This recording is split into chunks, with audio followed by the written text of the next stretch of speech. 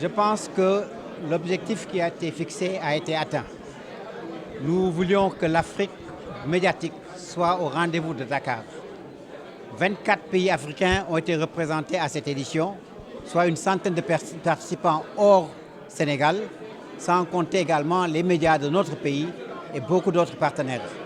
En termes de débat et de contenu, je pense que nous avons pu aborder les questions essentielles, fondamentales, qui aujourd'hui traversent l'ensemble du paysage médiatique panafricain.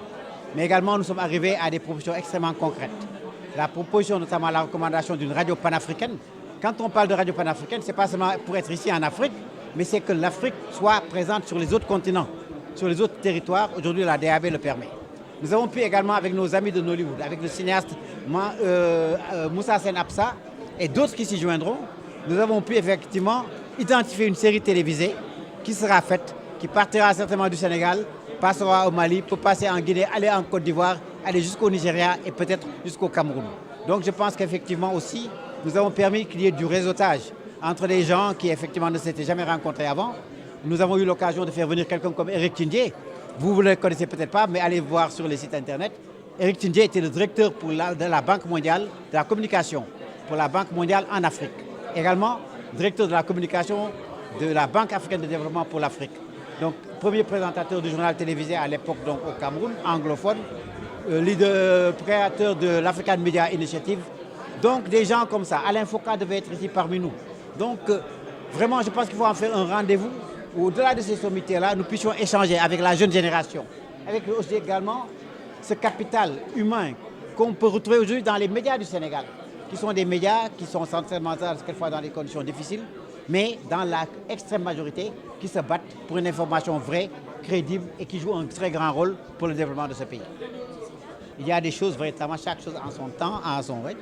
Nous avons discuté de toutes ces questions-là. Je pense que ce n'était pas dans l'agenda de cette rencontre. Maintenant, s'il y a des choses et des trucs que nous pouvons faire, nous le ferons dans notre cadre au moment approprié. Nous tirerons les leçons. Nous avons mis en ligne un questionnaire qui va aborder toutes ces questions-là. Donc, qu'est-ce que les gens pensent qu'il a été, qu'est-ce qui n'a pas été, qu'est-ce qu'il faut renforcer, comment il faut se réorganiser.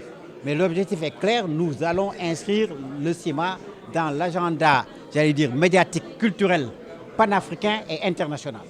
Et comme vous l'avez pu le voir dans cette première édition, c'est une édition fortement africaine.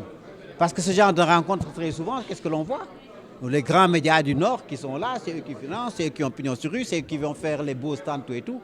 Nous avons fait avec les moyens du bord, avec nos propres moyens, et je peux dire vraiment en nous mobilisant comme une équipe forte pour traduire cette vision, cette idée que Sambou Biagui a eue au départ donc, de faire ce salon et qui nous a confié à ce comité de pilotage, avec le soutien effectivement de toutes les entités aujourd'hui, donc du ministère de la Communication, du Premier ministre, etc. Et c'est cet appel que je voudrais lancer au chef de l'État, au Premier ministre, au gouvernement du Sénégal, pour leur dire nous avons la capacité de faire de cet événement un événement qui sera un événement mais couru dans le monde entier, qu'il nous fasse confiance, qu'il nous accompagne et également nous autres des médias, quelles que soient les difficultés, quels que soient les problèmes qui sont posés, essayons de nous unir, essayons véritablement de co-construire.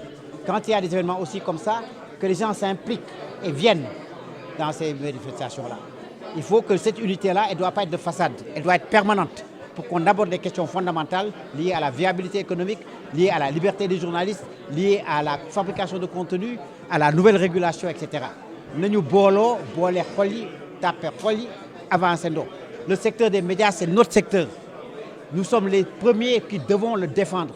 Nous sommes les premiers qui devons aujourd'hui être à l'avant-garde pour le solidifier, pour le consolider.